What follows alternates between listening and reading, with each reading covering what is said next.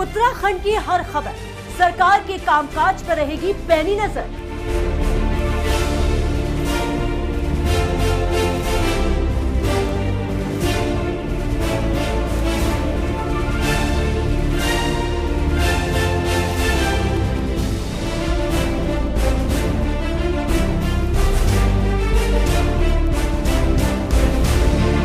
विकास की रफ्तार का क्या है हाल?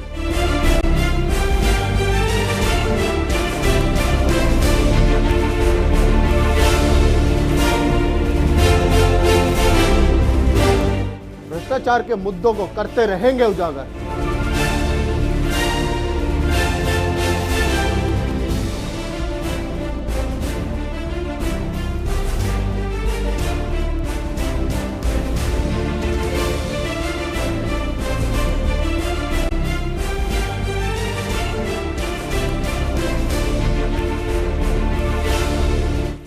शिक्षा और स्वास्थ्य सेवाओं पर खासा जोर।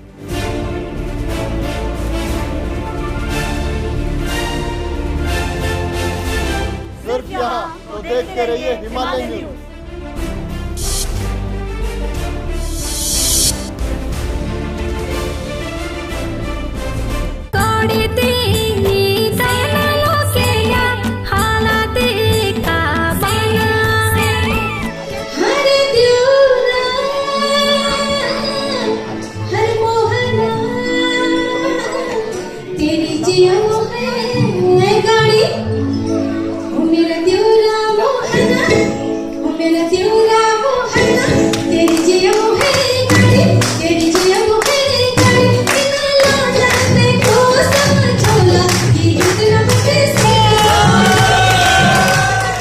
नमस्कार, मैं हूं सरिता तिवारी और आप देख रहे हैं हमारा खास कार्यक्रम बात विशेष।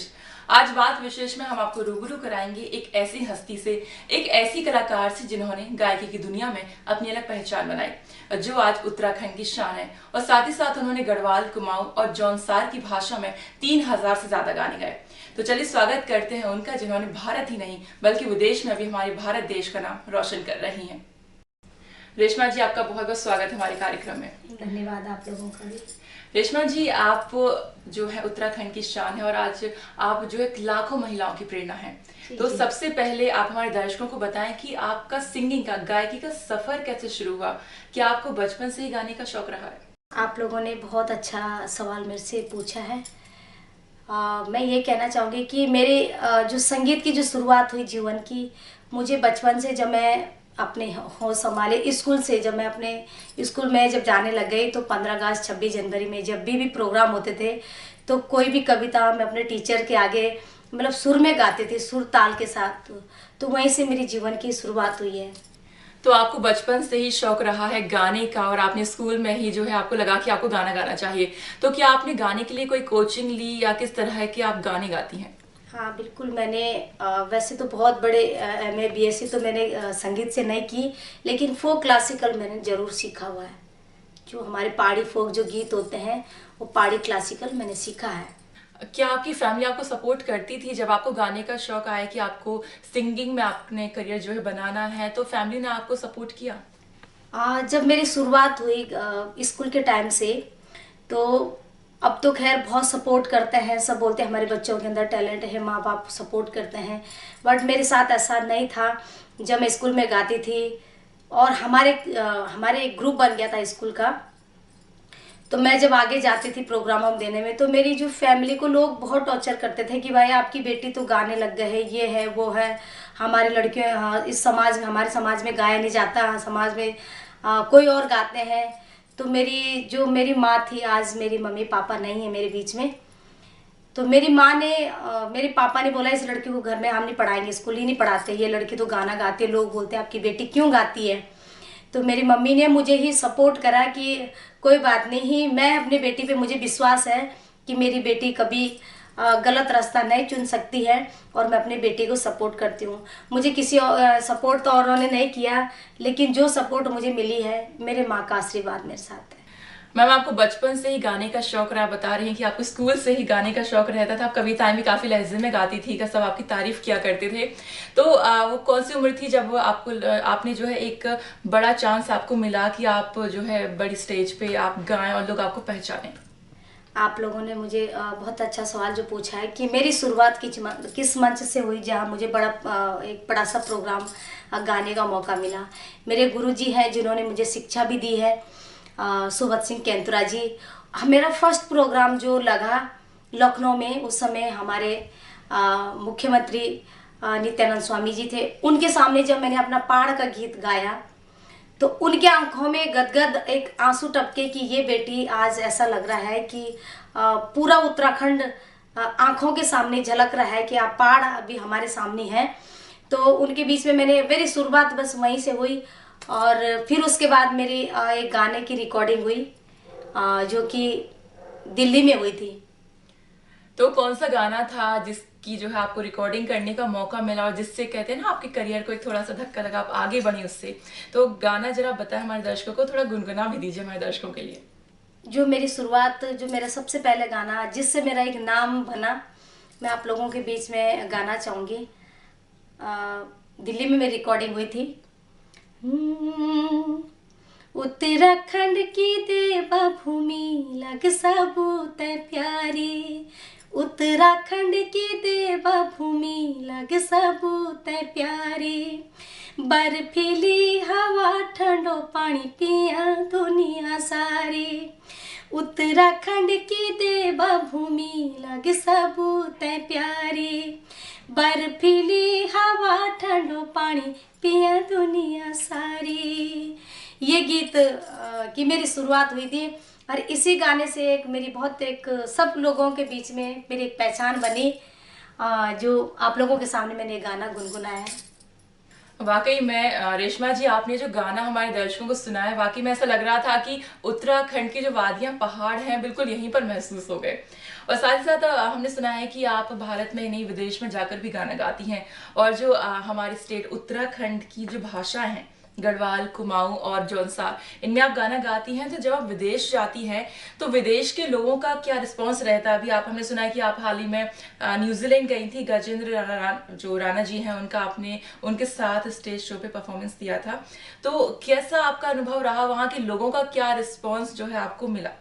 हाँ, जब मैं न्यूजीलैंड में शो में हम लोग गए थे, मैं गजेंद्र राणा जी, तो वहाँ के लोग हमारी उत्तराखंड की संस्कृति को लेके, चाहे वो कुमाऊनी गाना हो, चाहे गढ़वाली हो, चाहे जौनसारी हो, वहाँ के लोग हमारे पहाड़ के गीतों को ज़्यादा से ज़्यादा लाइक किया उन लोगों ने। चाहे वो फॉरेनर का बंदा था, उनको शब्द पसंद मतलब उनको समझ नहीं आए, लेकिन जब हम लोग कुछ अपने पहाड़ के गीत गा रहे थे, वो लोग बहुत खुश होकर बहुत इंजॉय ले रहे थे। जो हमारे 2-4 लोग वहाँ फॉरेनर के लोग, न्यूजीलैंड के लोग, अंग्रेज लोग बैठे थे, वैसे तो हमारे उत्तराखंड के जितने लोग हैं। तो मैंने एक कुमाऊनी गीत गाया था, कैले बजी मुरुली ऊंची ऊंची डानियों में। कुमाऊनी गाना मैंने जब गाया तो कुमाऊं के जितने भी लोग बैठे थे वहाँ, उनको सच में अपना पहाड़ याद आया। और वो डांड की कांठी, बांसुरी की धुन में जब गीत गाई तो वो लोग रोने में मजबूर हो गए। तो ये नहीं कि विदेशों में भी हमारे उत्तराखंड की संस्कृति को लोग बहुत पसंद करते हैं, और मैं चाहती हूँ कि ज़्यादा से ज़्यादा अपने पहाड़ी लोग गीतों पे ज़्यादा से ज़्यादा ध्यान दें।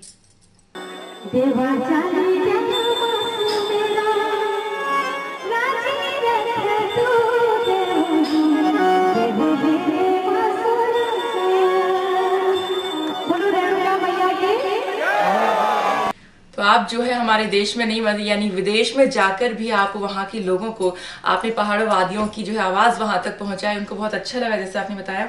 तो आपको जो है, आप तो सिंगिंग करती हैं, गायकी में आपने एक अलग पहचान बनाई है। अगर आज आप गायक नहीं होती, आप आज गायिका नहीं होती, तो आप क्या होती और क्या क्या आपके शौक रहे हैं? मैं जैसे अगर मैं सिंगर ना होती तो मुझे बचपन से और भी काफ़ी शौक थे। जैसे खेल कूद में मैं हमेशा फर्स्ट आती थी, रेसिंग में और कबड्डी में बहुत मैं मतलब काफ़ी शौक रखती थी। और ये कि मेरा इतना ये था कि जैसे जिन लड़कियों को लोग, जैसे हम लोग क्लास में जाते थे तो कुछ लोग ऐसे होते थे जो पढ़ने में कमज़ोर थे, फैमिली से बहुत कमज़ोर रहते थे, गरीब फैमिली से। तो मैं उनको बहुत सपोर्ट करती थी।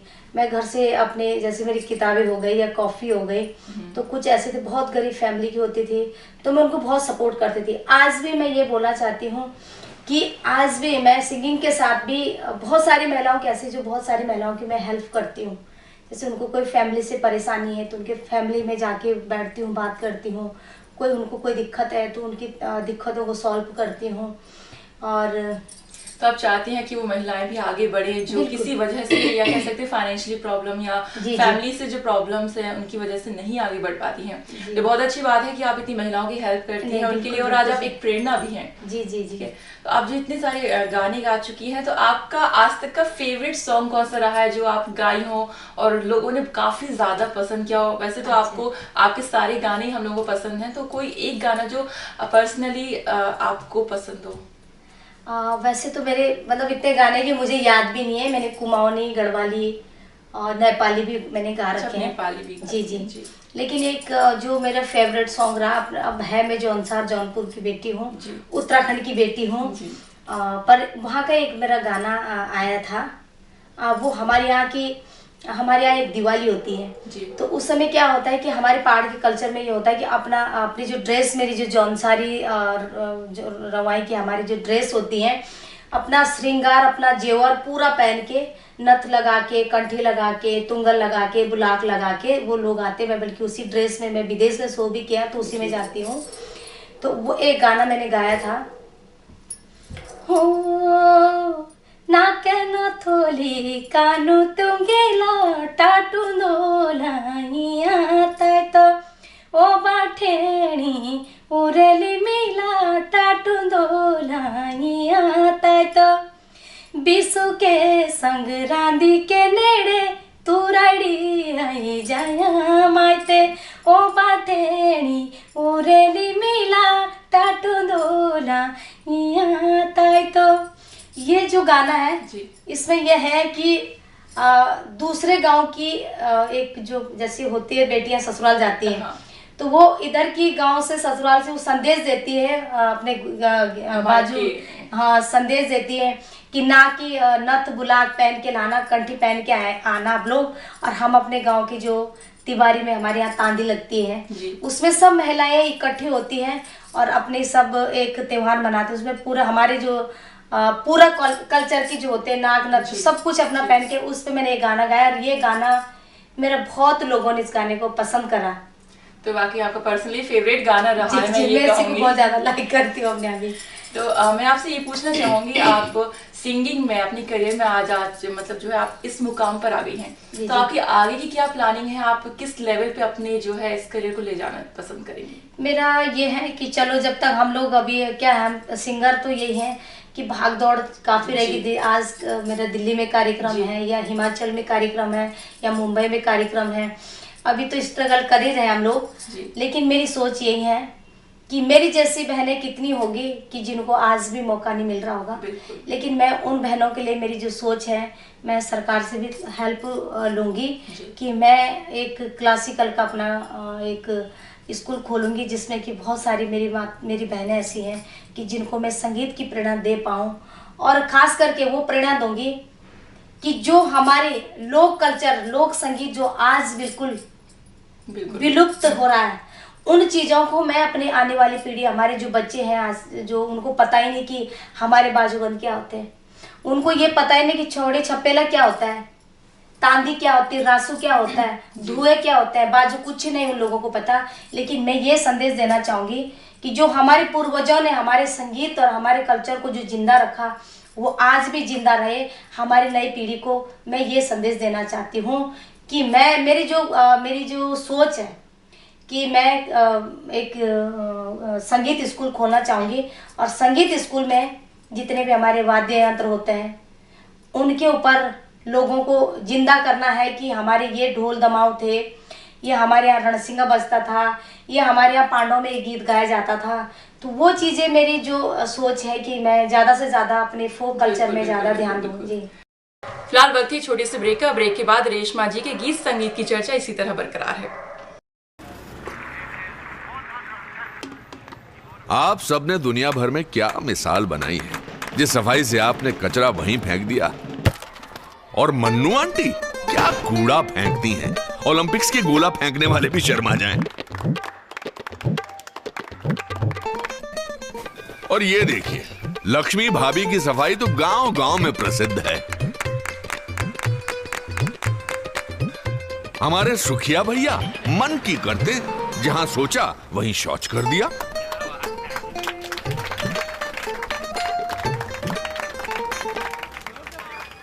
ये देश जो आप ही का घर है, उसे क्यों गंदा करते हैं? थोड़ी शर्म कर लो, सोच स्वच्छ कर लो। अगर एक बार 125 करोड़ देशवासी तय कर लें कि मैं गंदगी नहीं करूंगा, तो दुनिया की कोई ताकत नहीं है जो हिंदुस्तान को गंदा कर सकती है। स्वच्छ भारत। वाकई बहुत अच्छी बात है कि आप उन महिलाओं की मदद करना चाहती हैं जो फाइनेंशियल फैमिली की वजह से आगे नहीं बढ़ पा रही हैं और वो बहुत कुछ करना चाहती हैं, दुनिया को अपना हुनर दिखाना चाहती हैं। बहुत अच्छी बात है। अगर लोकगीत की बात करें, जो जागर होता है, जागर गाने हम आजकल मेल वॉइस में ज़्यादा सुनने को मिलता है, फीमेल वॉइस आई थिंक कम थोड़ा सा सुनने को मिलता है। तो क्या आप भी जो जागर गाने हैं उनको आप गाती हैं? बिल्कुल, आपने सही कहा कि हमारे यहाँ क्या होता है, मेल ज़्यादा लोग मेल पे ज़्यादा फोकस करते हैं कि भाई आदमी ही जागर गा सकता है, लेकिन नहीं, हम जो एक नारी होती है वो भगवान का ही एक, कहते हैं पार्वती का रूप है, माता का रूप है। तो हमारे यहाँ पांडवानी गाया जाता है। तो हमारे पांडवानी में आप लोगों ने काफ़ी बहुत बड़ा फेमस नाम आप लोगों ने सुना, लाखा मंडल में, जहाँ पांडवों ने शरण ली थी। आज भी वहाँ हजारों गुफाएं हैं। आज कभी अगर आप जाओ तो वहाँ कम से कम आपको 150-200 शिवलिंग मिलेंगे। वो शिवलिंग इसलिए थे कि माँ कुंती ने वहाँ पूजा की थी शंकर भगवान की। तो वहाँ के जो हमारे यहाँ होते हैं कि पांडव नृत्य गाया जाता, तो पांडवानी हमारे यहाँ ऐसा नहीं है। मैंने भी शुरुआत की है, मेरा जल्दी ही मार्केट में मेरा पांडवानी हमारे यहाँ गाया जाता है। काली द्रुपति हमारे यहाँ पांडवों के नृत्य होता है आंगन में। तो 2 लाइनें मैं आप लोगों के बीच में सुनाना चाहती हूँ।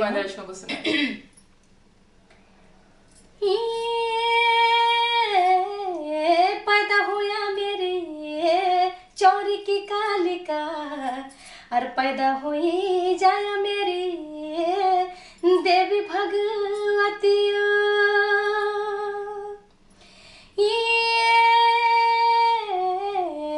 सेवाला दो मैये कोई को गाड़े सा, और सेवाला दो मैये मोरी को नारायण।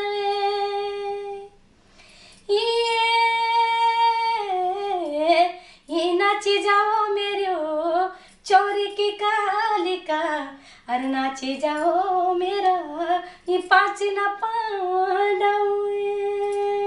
वाकई बहुत बढ़िया, बहुत सुरीली आवाज है आपकी। ये हमारे यहाँ 5 पांडवों की दिवाली में पांडवानी का वो है, वो लाखा मंडल से हम लोगों की जागरी हमारे यहाँ ये गाई जाती है, पांडवानी। जी। अगर इंस्ट्रूमेंट की बात करें, संगीत जहाँ आता है वहाँ पे जो वाद्य यंत्र हैं वो भी एक तरह से जुड़े जाते हैं साथ में। जैसा कि सुनने में आ रहा है कि जो उत्तराखंड सरकार है, उत्तराखंड राज्य ढोल को एक राज्य का जो है वाद्य यंत्र घोषित करने जा रहा है। तो इसके बारे में आपकी क्या राय है? आप लोगों ने सवाल पूछा है कि उत्तराखंड सरकार ने भी ढोल वाद्य यंत्र पे ज़्यादा फोकस रखा है कि वो हमारा उत्तराखंड का ढोल सागर है। और सच में आज तो ये सिस्टम आ गया कि हम लोग हारमोनी बजा रहे या कीबोर्ड बजा रहे या तबला बजा रहे, लेकिन तब क्या था? तब तो कुछ नहीं था। जब हम लोग अगर युद्ध में भी जाते थे, हमारा शुभ कार्य होता है, तभी भी ढोल सबसे पहले आता था। अगर हम लोगों ने किसी दुश्मन को ललकारना है, वो भी ढोल के उसमें होता था। तो हमारा जो ढोल सागर है उसमें जो हमारी सरकार ने अगर इसमें ढोल सागर को ज़्यादा महत्व दिया है, तो उसके लिए वो धन्यवाद के पात्र है। क्योंकि हमारा ढोल सागर ऐसी चीज़ है कि जिनमें करोड़ों देवी देवता अवतरित होते हैं। मैं सच बता रही, मैं जिस मंच में भी जाती हूँ, जब तक मेरे साथ ढोल दमाव नहीं बजा, मैं गाना भी नहीं गा पाती इतना अच्छा। तो मेरी शुरुआत हमेशा ढोल दमाव पे रहती है, क्योंकि वो हमारा एक देवी देवताओं का क्या है, हमारा ढोल सागर हमारा उत्तराखंड का ये वाद्य यंत्र है। और उसमें जो सरकार ने अगर निर्णय लिया है कि हमारे ढोल सागर को हमने ज़्यादा महत्व देना है, तो उसके लिए मैं खुद भी खुश हूँ।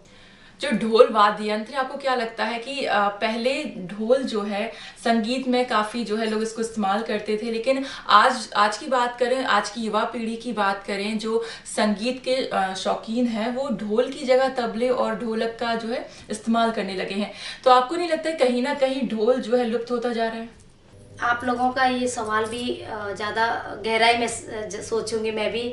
आपने सही कहा, जो हमारे ढोल वाद्य यंत्र जो लुप्त होते जा रहे हैं उसके पीछे सिर्फ एक कारण है, लोग पहाड़ों से शहरों की ओर पलायन करना, और जो उसके ढोल सागर के जो बाजी यंत्र के जो हमारे दास लोग होते थे, वो आज के टाइम पे मैं खुद बोलती हूँ, मैं कम से कम 50% ऐसे प्रोग्राम होते हैं जो गाँव में हम लोग करते हैं। तो वहाँ क्या है, जो बजाने वाले लोग थे वो आज भी अपने ढोल बजाने के लिए शर्म करते हैं कि हम कैसे ढोल लटकाएं अपने गले में। तो ये सबसे दुख की हमारे पीड़ा है कि जो खुद बजाने वाले भी हैं वो लोग भी अपना ढोल बजाने के लिए तैयार नहीं, उनके बच्चे। तो धीरे धीरे वैसे ही हमारा जो ढोल का है वो लुप्त होता जा रहा है।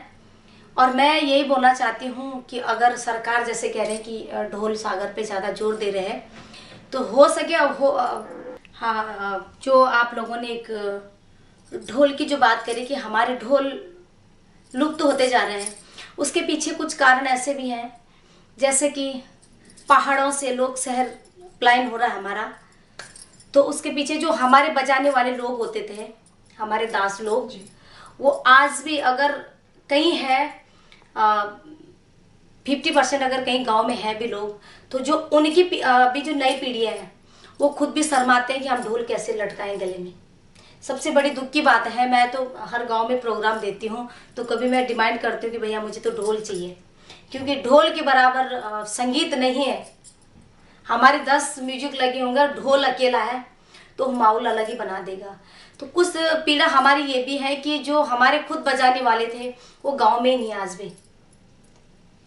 तो बस ढोल जो थे, कहीं कहीं ढोलों का तो किसी गांव में आज तक ढोल भी नहीं अब। तो सबसे बड़ी दुख की बात ये भी है।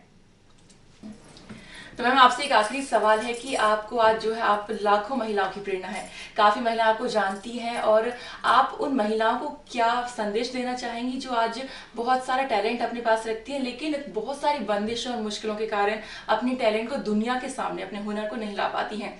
तो उनके लिए आप क्या संदेश देना चाहती हैं? मैं ये संदेश देना चाहूँगी, देखो कभी मेहनत से ही सब कुछ मिलता है। अगर आपके पास टैलेंट है उसे कभी भी मत छुपाओ, और जितना भी कोशिश करो आगे आने की। जी। तो मैं ये बोलती हूँ, बेटियां कम नहीं हैं, हम लोग सबसे आगे हैं। तो मेरी अपने माता बहनों के लिए एक मेरा गाना है, और खास करके उनके लिए हमारे यहाँ आज भी है जी। हमारे जौनसार और पर्वत एक जगह ऐसी हैं कि वो बिल्कुल सच में आज उनके लिए शंकर भगवान के जैसे पार्वती जा रखे ससुराल कैलाश में, वो लोग आज भी वैसे हैं। तो वहाँ के लिए मैंने एक गाना गाया था। वहाँ भेड़ बकरियाँ कम से कम एक परिवार की नहीं होगी तो 500 बकरियाँ भेड़ रहती है। तो बिल्कुल जाते जाते हमारे दर्शकों को वो गाना जरा गुनगुना के। हाँ, मैं अपने है तो जौनसारी जौनपुरी है। वो ये होता है कि जब बादल, अब तो खैर ये हो गया कि चलो फोन का जमाना, वहाँ आज भी फोन नहीं है, वहाँ आज भी लाइट नहीं है जी। वो बिल्कुल ठेठ पहाड़ में रहते हैं। तो वहाँ भेड़वाड़े मामा जो बकरी चुंगाते रहता है, उसके पास वो संदेश देती है कि मेरी माँ को या मेरे भाई को बोल देना कि मैं माई का आना चाहती हूँ, और आप मुझे लेने के लिए किसी को भेज देना। अब मैं आप लोग उतई ले चल दो उत्तराखंड की पहाड़ी की वादियों में। हो बाला फुंडी हटे डांड के कोरेड़ा, देखना दे माये त्योरो देसा। फुंडी हटे डांड के कोरेड़ा, देखना दे माये त्योरो देसा।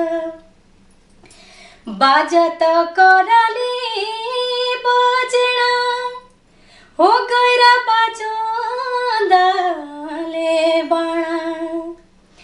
हाँ बिसुता जुड़ले मेरे मैतरा, हो माई मामा बिसु के आणाले, गजमोला मामा बेडवाड्या। माई मामा बिसु के आणाले, गजमोला मामा बेडवाड्या।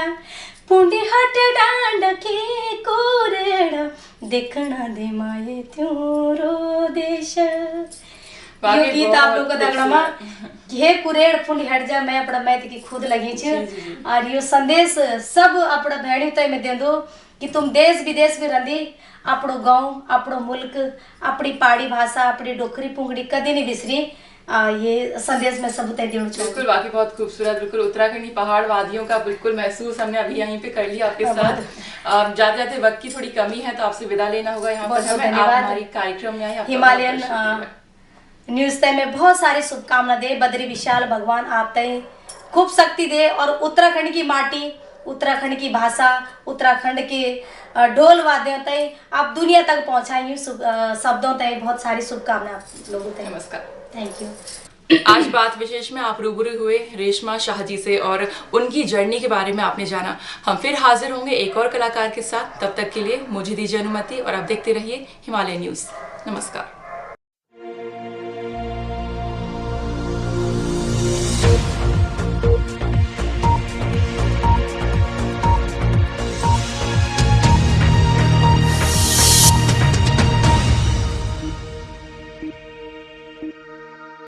अब तो खैर बहुत सपोर्ट करते हैं, सब बोलते हैं हमारे बच्चों के अंदर टैलेंट है, माँ बाप सपोर्ट करते हैं।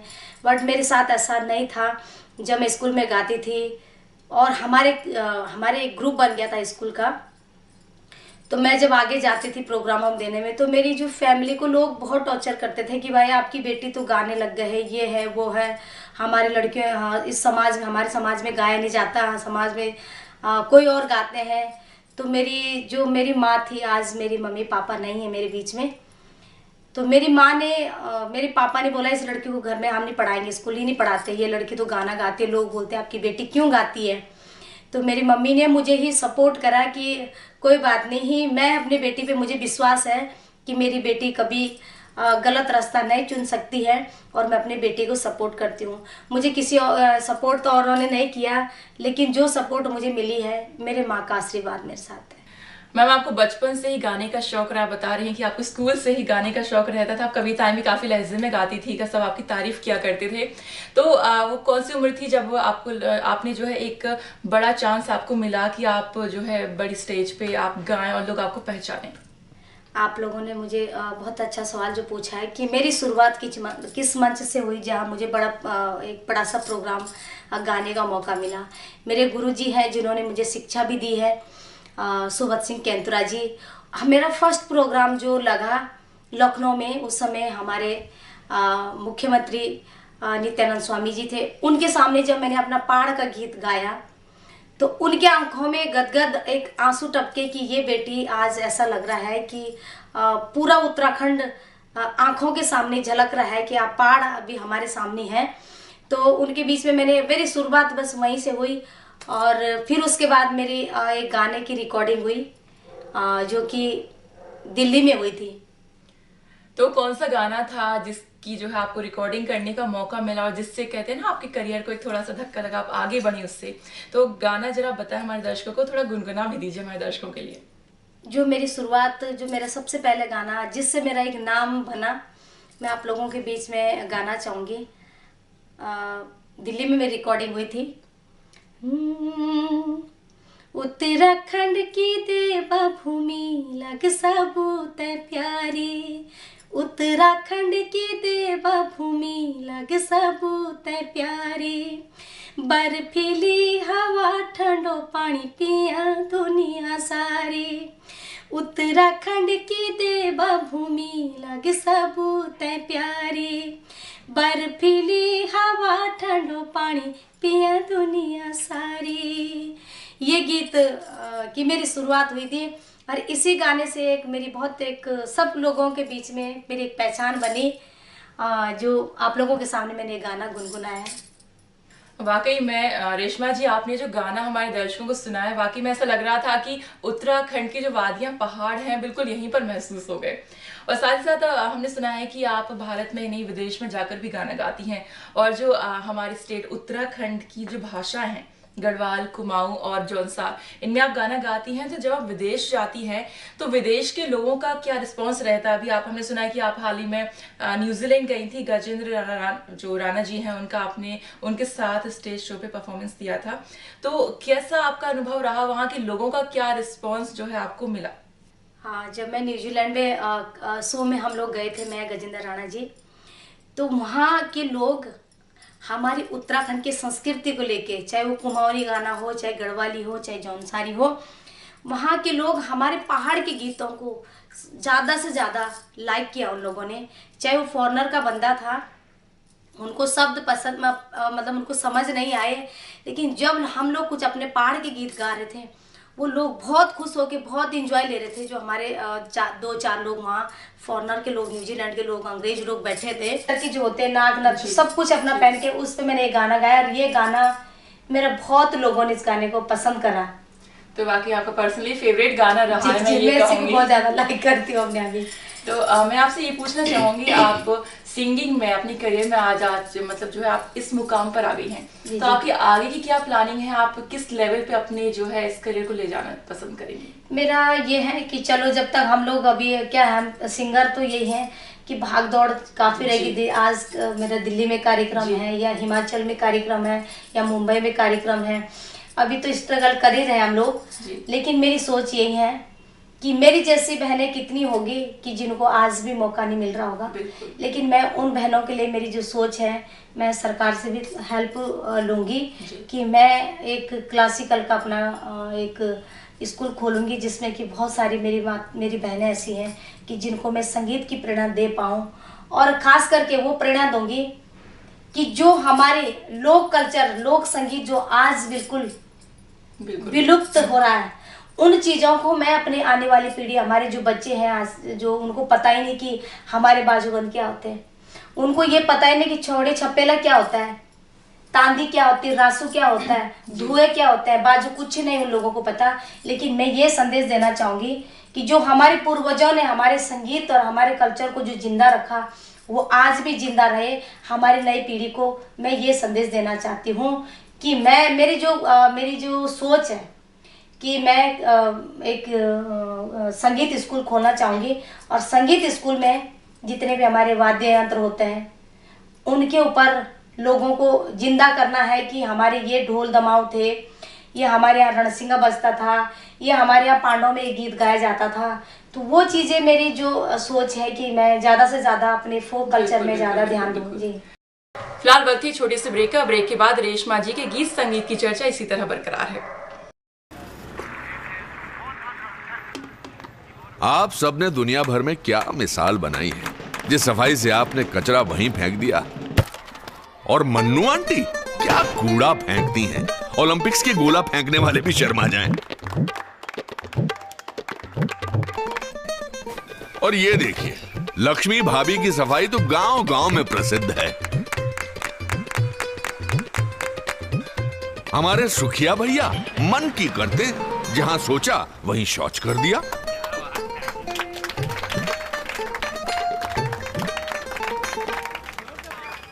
ये देश जो आप ही का घर है, उसे क्यों गंदा करते हैं? थोड़ी शर्म कर लो, सोच स्वच्छ कर लो।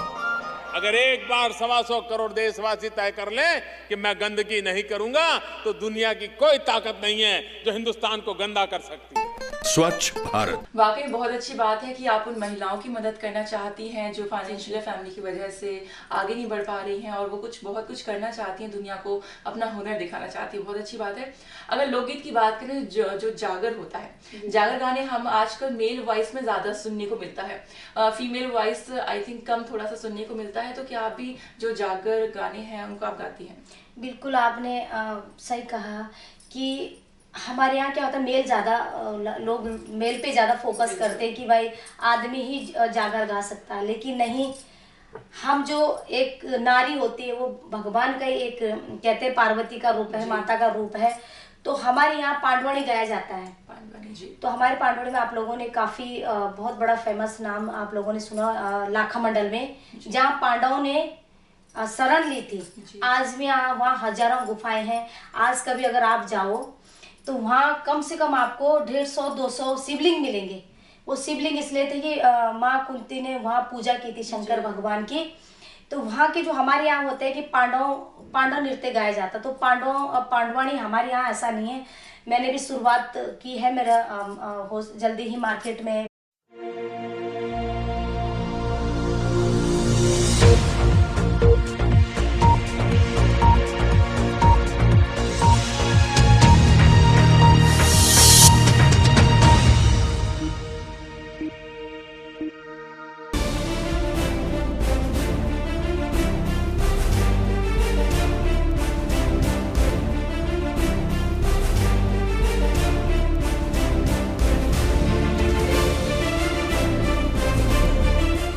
उत्तराखंड की हर खबर सरकार के कामकाज पर रहेगी पैनी नजर।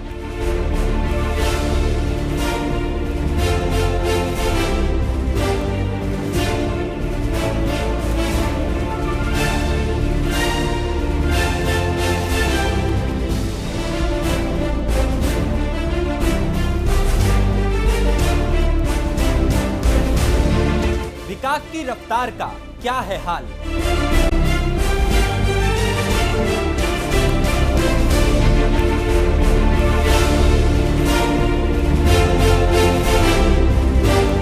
भ्रष्टाचार के मुद्दों को करते रहेंगे उजागर।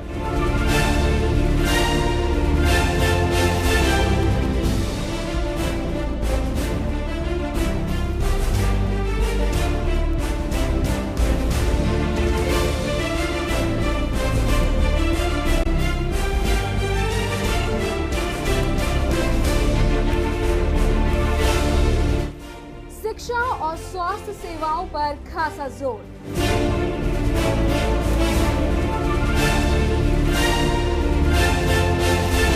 सिर्फ यहाँ तो देखते रहिए हिमालय न्यूज।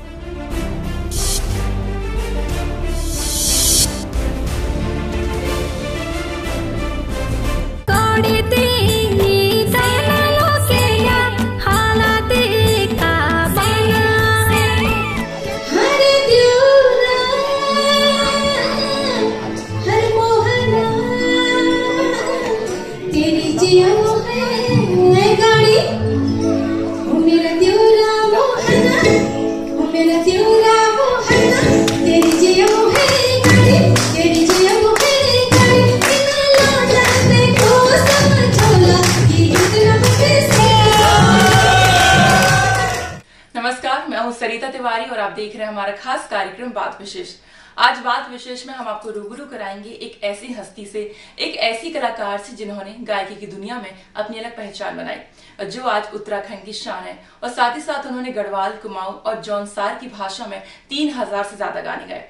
तो चलिए स्वागत करते हैं उनका, जिन्होंने भारत ही नहीं बल्कि विदेश में भी हमारे भारत देश का नाम रोशन कर रही हैं। रेशमा जी, आपका बहुत बहुत स्वागत है हमारे कार्यक्रम में। धन्यवाद आप लोगों का भी। रेशमा जी, आप जो है उत्तराखंड की शान है और आज आप जो है लाखों महिलाओं की प्रेरणा है। तो सबसे पहले आप हमारे दर्शकों को बताएं कि आपका सिंगिंग का, गायकी का सफर कैसे शुरू हुआ? क्या आपको बचपन से ही गाने का शौक रहा है? आप लोगों ने बहुत अच्छा सवाल मेरे से पूछा है। मैं ये कहना चाहूँगी कि मेरे जो संगीत की जो शुरुआत हुई जीवन की, मुझे बचपन से जब मैं अपने होश संभाले स्कूल से, जब मैं अपने स्कूल में जब जाने लग गई तो 15 अगस्त 26 जनवरी में जब भी प्रोग्राम होते थे तो कोई भी कविता मैं अपने टीचर के आगे मतलब सुर में गाती थी, सुर ताल के साथ।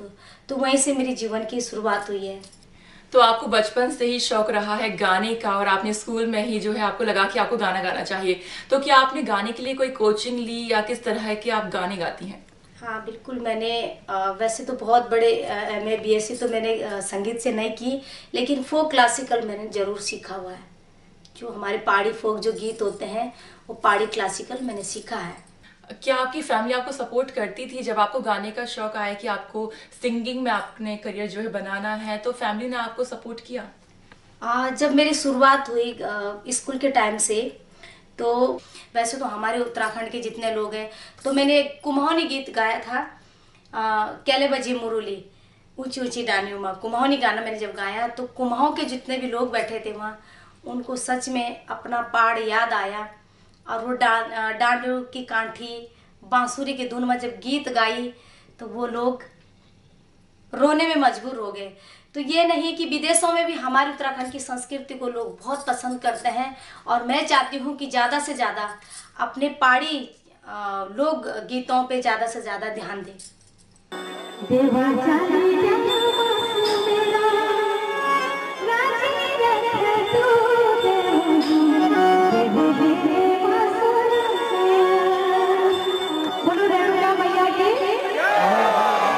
तो आप जो है हमारे देश में नहीं यानी विदेश में जाकर भी आप वहाँ के लोगों को आपने पहाड़ों वादियों की जो है आवाज़ वहाँ तक पहुँचाई, उनको बहुत अच्छा लगा जैसे आपने बताया।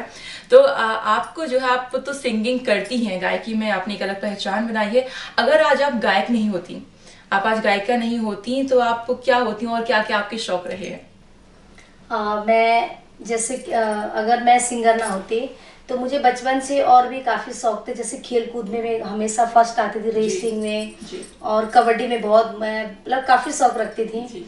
और ये कि मेरा इतना ये था कि जैसे जिन लड़कियों को लोग, जैसे हम लोग क्लास में जाते थे तो कुछ लोग ऐसे होते थे जो पढ़ने में कमज़ोर रहते, फैमिली से बहुत कमज़ोर रहते थे, गरीब फैमिली से, तो मैं उनको बहुत सपोर्ट करती थी।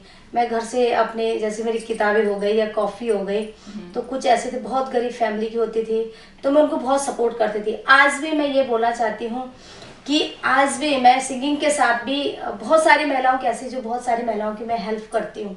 जैसे उनको कोई फैमिली से परेशानी है तो उनके फैमिली में जाके बैठती हूँ, बात करती हूँ। कोई उनको कोई दिक्कत है तो उनकी दिक्कतों को सॉल्व करती हूँ। और तो आप चाहती हैं कि वो महिलाएं भी आगे बढ़े जो किसी वजह से, या कह सकते हैं फाइनेंशियली प्रॉब्लम या फैमिली से जो प्रॉब्लम्स हैं उनकी वजह से नहीं आगे बढ़ पाती हैं। ये बहुत अच्छी बात है कि आप इतनी महिलाओं की हेल्प करती हैं उनके लिए, और आज आप एक प्रेरणा भी हैं। जी जी जी। तो आप जो इतने सारे गाने गा चुकी हैं, तो आपका आज तक का फेवरेट सॉन्ग कौन सा रहा है जो आप गाई हो और लोगों ने काफी ज्यादा पसंद किया हो? वैसे तो आपको आपके सारे गाने हम लोगों को पसंद हैं, तो कोई एक गाना जो पर्सनली आपको पसंद हो? वैसे तो मेरे मतलब इतने गाने की मुझे याद भी नहीं है। मैंने कुमाऊनी, गढ़वाली और नेपाली भी मैंने गा रखे हैं। नेपाली भी? जी जी। लेकिन एक जो मेरा फेवरेट सॉन्ग रहा, अब है, मैं जौनसार जौनपुर की बेटी हूँ, उत्तराखंड की बेटी हूँ, पर वहाँ का एक मेरा गाना आया था।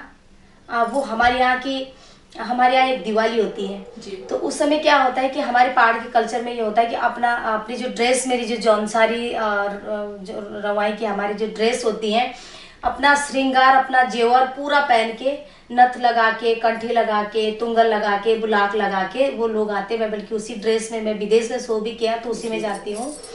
तो वो एक गाना मैंने गाया था, हो नाके नथोली कानु तुंगेला टाटू नोलाइया तो ओ बाठेणी उरेली मिला टाटू नोलाइया तो बिसु के संग रांदी के नेड़े तुराड़ी आई जाया मायते ओ बाठेणी उरेली मिला टाटू नोलाइया तो।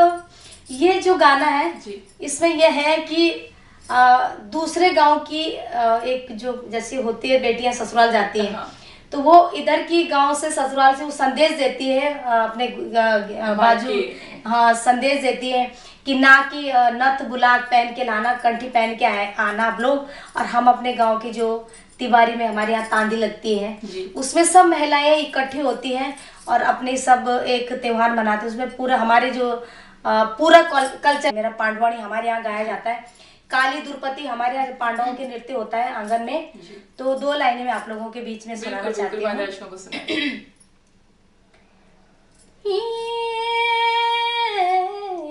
पैदा हुआ मेरे चौरी की कालिका, और पैदा हुई जाया मेरी देवी भगवती,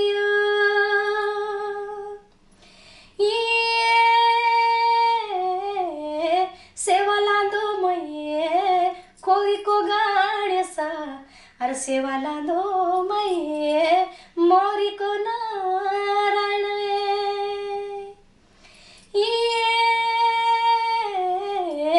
ये नाची जाओ मेरे चौरी की कालिका, अरे नाची जाओ मेरा ये 5 ना पांडव। बाकी बहुत बढ़िया, बहुत सुरीली आवाज है आपकी। ये हमारे यहाँ 5 पांडवों की दिवाली में पांडवानी का वो है, वो लाखा मंडल से हम लोगों की जागरी हमारे यहाँ ये गाई जाती है, पांडवानी।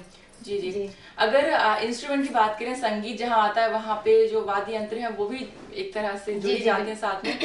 जैसे कि सुनने में आ रहा है कि जो उत्तराखंड सरकार है, उत्तराखंड राज्य ढोल को एक राज्य का जो है वाद्य यंत्र घोषित करने जा रहा है। तो इसके बारे में आपकी क्या राय है? आप लोगों ने सवाल पूछा है कि उत्तराखंड सरकार ने भी ढोल वाद्य यंत्र पे ज़्यादा फोकस रखा है कि वो हमारा उत्तराखंड का ढोल सागर है। और सच में आज तो ये सिस्टम आ गए कि हम लोग हारमोनी बजा रहे या कीबोर्ड बजा रहे या तबला बजा रहे। लेकिन तब क्या था, तब तो कुछ नहीं था। जब हम लोग अगर युद्ध में भी जाते थे, हमारा शुभ कार्य होता है, तभी भी ढोल सबसे पहले आता था। अगर हमारे कुछ हम लोगों ने किसी दुश्मन को ललकारना है, वो भी ढोल के उसमें होता था। तो हमारा जो ढोल सागर है, उसमें जो हमारी सरकार ने अगर इसमें ढोल सागर को ज़्यादा महत्व दिया है, तो उसके लिए वो धन्यवाद के पात्र है। क्योंकि हमारा ढोल सागर ऐसी चीज़ें हैं कि जिनमें करोड़ों देवी देवता अवतरित होते हैं। मैं सच बता रही, मैं जिस मंच में भी जाती हूँ, जब तक मेरे साथ ढोल दमाव नहीं बजा, मैं गाना भी नहीं गा पाती इतना अच्छा। तो मेरी शुरुआत हमेशा ढोल दमाव पे रहती है, क्योंकि वो हमारा एक देवी देवताओं का क्या है, हमारा ढोल सागर हमारा उत्तराखंड का ये वाद्य यंत्र है। और उसमें जो सरकार ने अगर निर्णय लिया है कि हमारे ढोल सागर को हमने ज़्यादा महत्व देना है, तो उसके लिए मैं खुद भी खुश हूँ। जो ढोल वाद्य यंत्र, आपको क्या लगता है कि पहले ढोल जो है संगीत में काफ़ी जो है लोग इसको इस्तेमाल करते थे, लेकिन आज की बात करें, आज की युवा पीढ़ी की बात करें, जो संगीत के शौकीन हैं, वो ढोल की जगह तबले और ढोलक का जो है इस्तेमाल करने लगे हैं। तो आपको नहीं लगता है कहीं ना कहीं ढोल जो है लुप्त होता जा रहा है? आप लोगों का ये सवाल भी ज़्यादा गहराई में सोचूंगी मैं भी। आपने सही कहा, जो हमारे ढोल वाद्य यंत्र जो लुप्त होते जा रहे हैं, उसके पीछे सिर्फ एक कारण है, लोग पहाड़ों से शहरों की ओर पलायन करना। और जो उसके ढोल सागर के जो बाजी यंत्र के जो हमारे दास लोग होते थे, वो आज के टाइम पे मैं खुद बोलती हूँ, मैं कम से कम 50% ऐसे प्रोग्राम होते हैं जो गाँव में हम लोग करते हैं। तो वहाँ क्या है, जो बजाने वाले लोग थे वो आज भी अपने ढोल बजाने के लिए शर्म करते हैं कि हम कैसे ढोल लटकाएं अपने गले में।